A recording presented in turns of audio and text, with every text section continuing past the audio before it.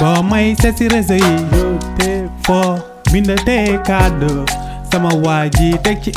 waa Sidi ci loo nekk yaa ngi ci jàmm waa an sa ginaar yi moom leen gaaw naa jeex di lii rek moo ci des. mais yow taxawal kan moo la wax sax maa ngi si biir ba ngay ñëw fi ci dugg te yow et puis démb bàyyantewul maa ak yow bàyyante nañ démb wax nañ téléphone ba xuloo ba bàyyante mais yow lan la loo bëgg. yow sa yaay moo ne ma yaa ngi ci biir moo tax ma dugg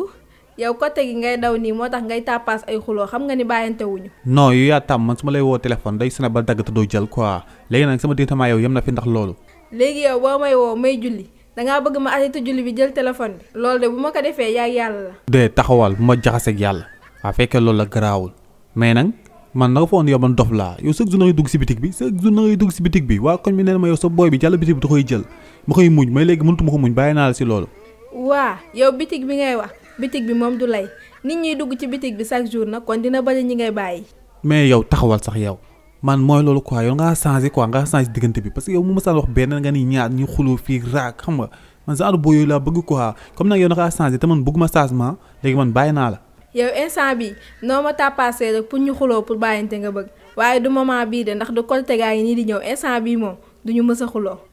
li ngay wax nii yëpp fekkee gëm nga ko bàyyi ba ñu côté ba pare rek li nga wax lépp nga dellu si waat si.